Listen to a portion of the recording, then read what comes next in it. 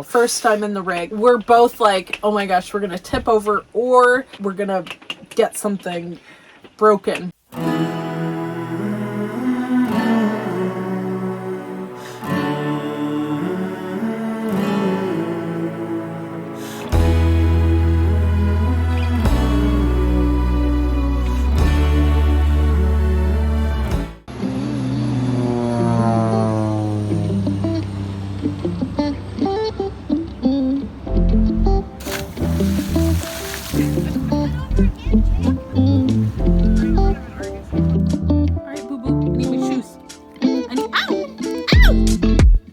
Decided to go full-time in, I guess it would be spring, summer of 2020. Originally, we had a year plan where we were gonna take a year to save money and find an RV.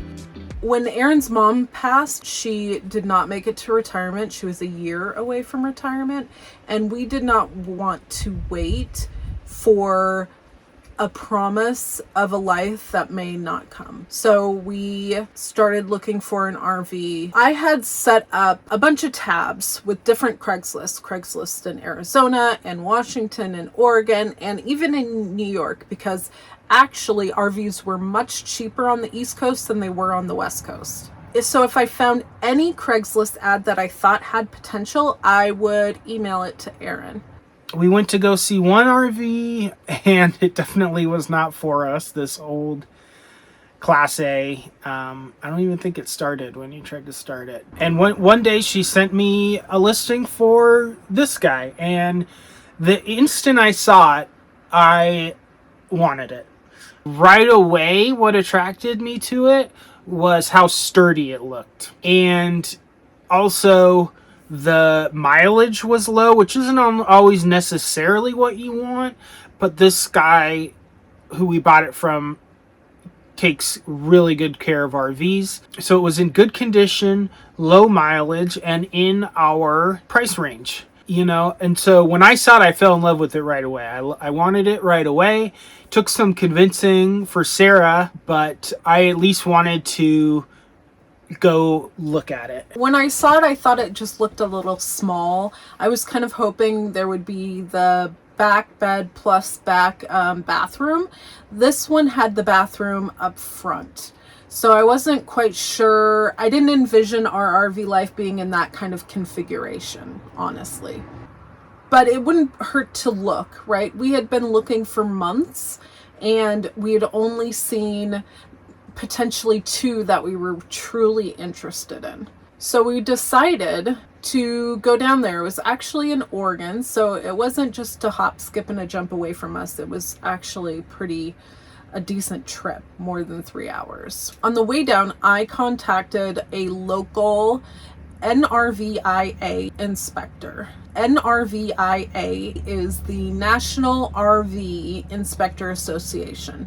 You go on the website, you search your area, and it will bring you up a list of RV inspectors. I've been doing a ton of research, watching as many YouTube videos as I could, and somebody had mentioned getting the RV inspected, which I hadn't heard of. They have specific RV inspectors that you can hire that will go through all the systems of your RV. So it is making sure that the awning works and the toilet works and that the black tank and the water systems all work, that the water heater works, the electrical, everything within the house, they check to make sure that it is in satisfactory condition. And then they provide you a report. I thought it was kind of important. If we were going to live in this rig, we needed to know that it wasn't going to fall apart on us the moment we took it out on the road. So I called a guy named Grant, who ended up being amazing. Before all that, we needed to see the rig, right?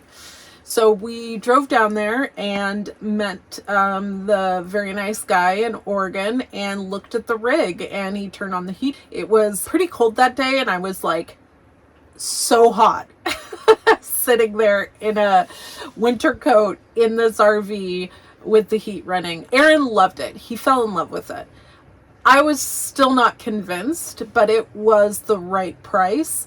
and we would know for sure once we got an inspection. As iffy as I felt about the rig, I think the thing I liked when I saw it was that it was in fantastic condition. It looked brand new for something that was sold in 1994. Of all the kind of videos that I had seen about how to look at purchasing an RV, no water stains on the ceiling, no soft spots on the ground or in the ceiling. Everything looked intact. There hadn't been any modifications except for the overhang and the bed back here. So that this is actually considered a party model. So there was the dinette that you saw where I work, and then here the bed is actually a U-shaped dinette that you could change into a bed, but they had permanently made it into a bed, which suited us just fine. It was just super clean. It ran. You know, all those things that make you feel like it could be a good option. Yeah. It felt solid, like Aaron said. And the seller also had a history of working on RVs. So, and he had like some great older Broncos, which I would have loved to have purchased as well, but I think he's hanging on to those, some really nice vintage ones. So we spoke with Grant again, confirmed that yes, we would love the inspection done, and he was going to do it the next day. Time was of the essence. This was, oh gosh, November of 2020, there was a scramble for RVs, new and older. We really needed to decide very quickly if we wanted the RV, and the inspection was basically the one holdout. We drove back up to Washington and waited for Grant to let us know that he was done with the inspection. Now, the inspection was able to be done at the seller's house because he happened to have a dump station. If he hadn't had that, we would have had to take it to a campground with water and dump so that our inspector could inspect all the systems properly. Our inspection took 8 hours. Yeah, so later that evening, we received this email from Grant. He basically said that there were no issues. That was how he put it. The report that we received came a little bit later. Everything he talks about in the report, he videos. So he videoed basically an instruction manual for us on how to use this rig, how to take the awning out, how to look at the levels. We ain't never been in an RV, you know. This is all learning for us, first time. Considering that he found no big problems, we decided to buy it. Also, when you make an investment of $1,500 for somebody to inspect an RV, you better buy it, right? Especially if there are no huge issues. So we said, yes, we'll take it. And we drove down the next day. He said it would be ready by 2 or 3 o'clock. So that gave us some time to drive down. We also had to go to Chase Bank and get it in cash, the amount that we paid for the rig in cash. We tried to go through the drive-through at Chase, and they were like, no, you have to come inside. Which was funny because when we came inside, they asked us what this money was for, right? And we said, we're buying an RV here. And they said, oh, is it the one with the bed in the back? So we had actually picked a rig that was very, very popular. Even the teller at the at the Chase Bank knew what we were going to buy, which is very funny. To kill some time, bought full-time RV insurance over the phone through, I believe it's Progressive. So we were covered when driving back the rig to Washington State. So then after all of that, we had the cash in hand, we had the insurance, we drove over to the seller's house, gave him the cash, he counted it, and the RV was ours. And for the first time, Aaron drove an RV for like 4 hours back through Portland traffic to Washington State. It was probably the most stressful trip we've ever had. We did not make it there before dark, which was kind of our plan.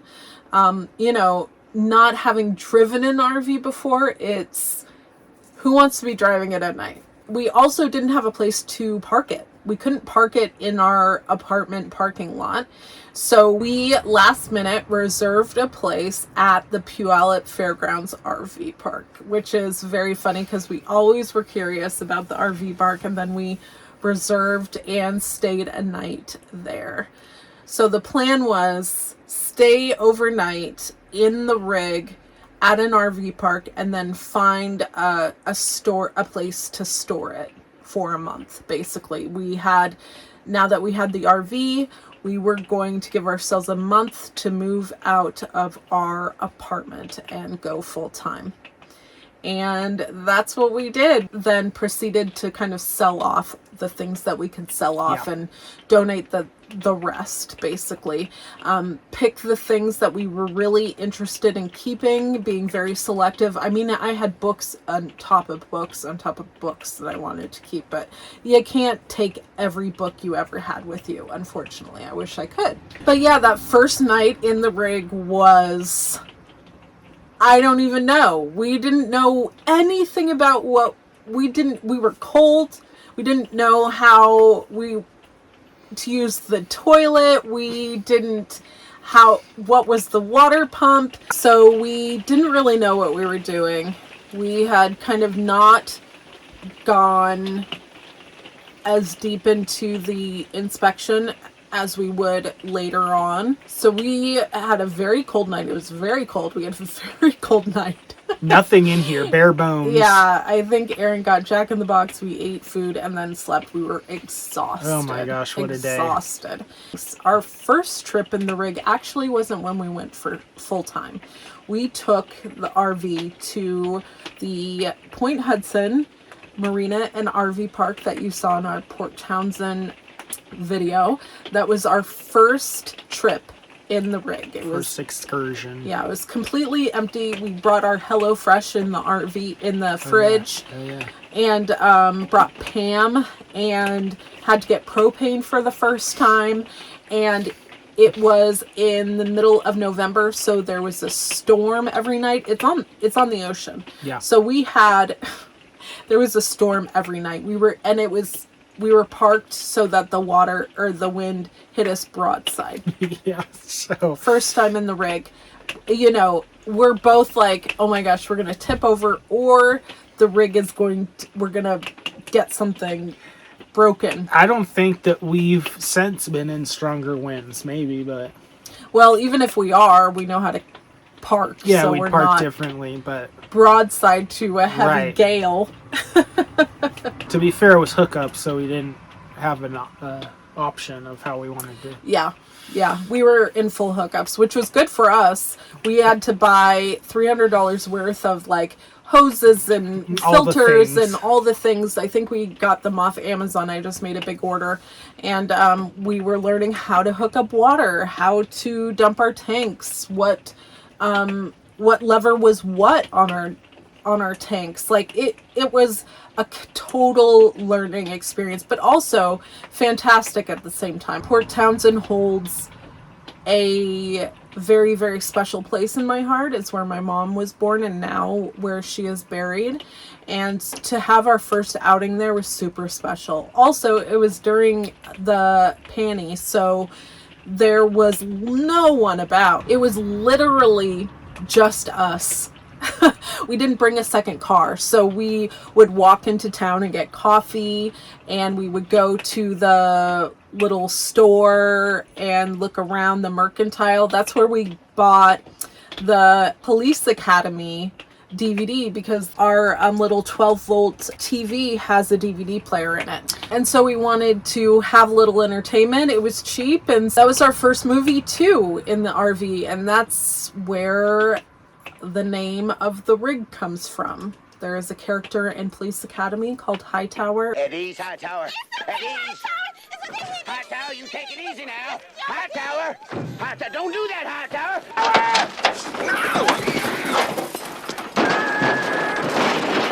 Who we adored. Our favorite character. Yeah. And so we called the rig Hightower. It just fit, and it has stuck ever since. I don't think it would have mattered if it had gone well or poorly, honestly. I think at least I was very, very ready to be full-time. The figuring things out part of RV life just felt like part of the adventure.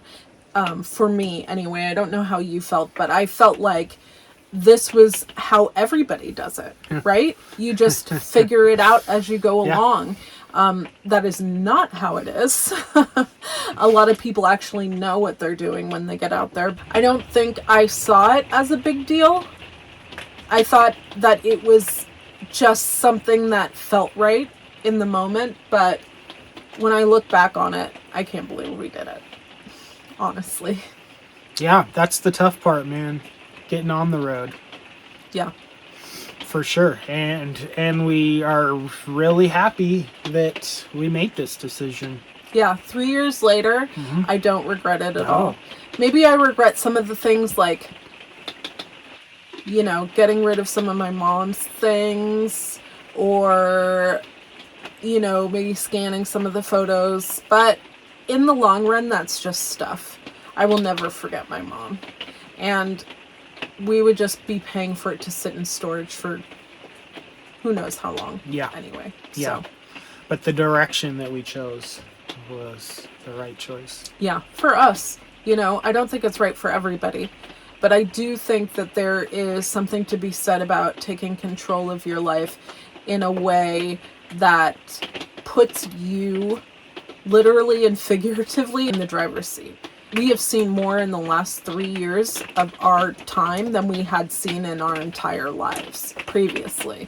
We've been around the country to national parks we never thought that we would be able to go see, meeting people we never thought possible, the friends that we've met. I mean, I think it has been incredibly life-changing.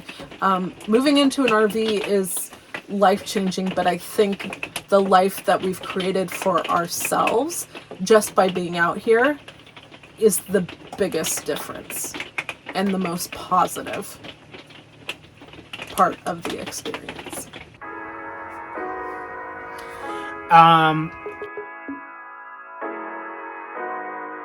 The NRVIA, there is something to be said about taking control of your life in a way that puts you literally and figuratively in the passenger seat, or in the driver's seat. What else do you want to say?